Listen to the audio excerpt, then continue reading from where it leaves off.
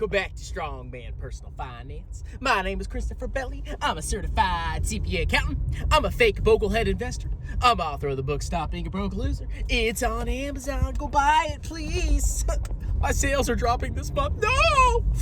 And we got to talk about pot stocks. Oh, dude. I'm so high, bro. It's the future, man.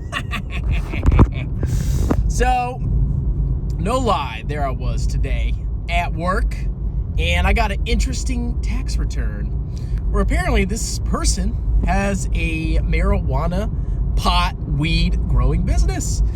And as a new tax accountant, I have never experienced this before. And I said, I need to do some research on this. There's obviously something weird going on here. There's obviously got to be some stuff that they can't deduct because of, the federal prohibition against, controlled substances.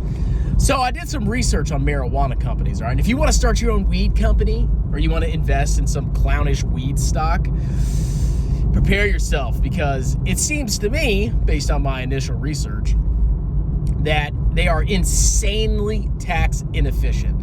Now, there's this section of the tax code called Section 280E. And in that section of the tax code, it basically says that you cannot deduct any of your expenses if you're selling, merchanting a controlled substance, which marijuana is one of those, okay? And if I get anything wrong, anybody that works in the tax industry, please correct me. And then I did a little bit more research and come to find out the only thing that you can deduct if you're a weed business, you sell a controlled substance, is your cost of goods sold. So basically, if you buy weed, and then, or you grow it and then you sell it, you could deduct basically the cost of growing the weed or buying the weed and then selling it. But anything else, any, overhead that isn't allocated to your cost of goods sold, any kind of selling general administrative expenses, marketing, basically every other expense besides the actual cost of growing or buying and then selling the weed is not deductible. So I sat there and I said, this is interesting, because the states allow it, but the IRS, the federal government, there's still a ban. There's still a prohibition on, selling that stuff. It's illegal.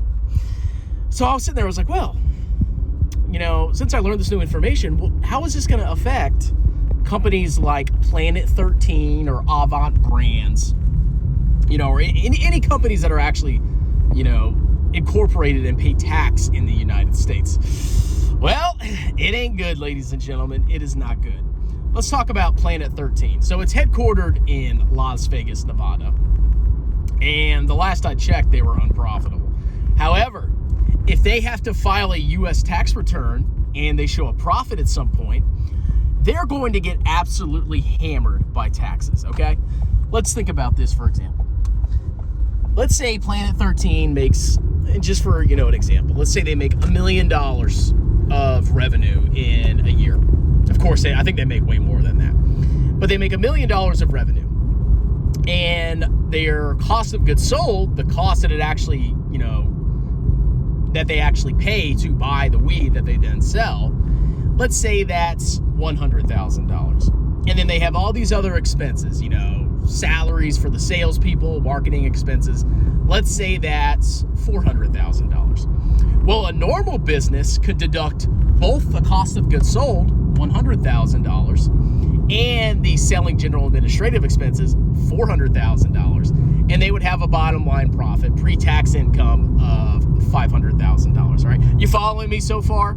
A normal business can deduct most things. However, Planet 13, since their cost of goods sold is only $100,000, and according to federal law, you can't deduct the other $400,000 of selling, general administrative, marketing, blah, blah, blah, blah, blah. Well, their taxable income is $900,000. That's right, ladies and gentlemen. It's companies that sell weed, if you're buying these companies, number one, they're insanely tax inefficient, which means you get fewer profits because the company is paying massive amounts of money. Now, I'm sure there's, I need to do more research on the whole scenario. But if you're going to invest in these freaking weed growers, you need to be aware of the law, okay? Go look up Section 280E, read about it, and go read up more about, the difference in taxation between a normal, legitimate business that doesn't, merchant an illegal, prohibited substance and one that does. Because at the end of the day, the risk is massive for these weed companies because they're all praying that federal law basically changes at some point to legalize, basically remove marijuana from the controlled substance list. And if they don't do that, they're always going to have a massively hard time, number one, becoming profitable. And even if they do become profitable, they're going to get absolutely freaking hammered on taxes. And another thing I learned is that you can't even have a bank account. Let's say you're a weed business, right? You can't even have a bank account. So all these weed clowns that are starting their little business, bro, I want to start a dispensary, bro. Yeah, bro. When they start a dispensary or they start growing weed, they have to use cash, which opens them up for being robbed, and it's a nightmare for bookkeeping and taxation. Oh, this whole weed thing is a freaking joke, okay? And then I look at, idiots like Jeremy Financial Education, Jeremy LaFave, meet Kevin's, wannabe. And it's just a disaster. Why would you invest in these businesses that it's not even legal by federal law and they're insanely tax inefficient? So it's pretty interesting stuff I learned today. Now you may be like, oh, you didn't know that? No, I don't know everything, okay? I'm still learning a lot of stuff too. But I knew right off the bat, number one, looking at Planet 13, they've never turned a profit. At least to my understanding, the last time I checked, they've never turned a freaking profit. And it's basically a freaking penny stock. And I wouldn't be surprised if Jeremy pumped that stock up, I'm not saying he dumped it. I think he's still invested in it.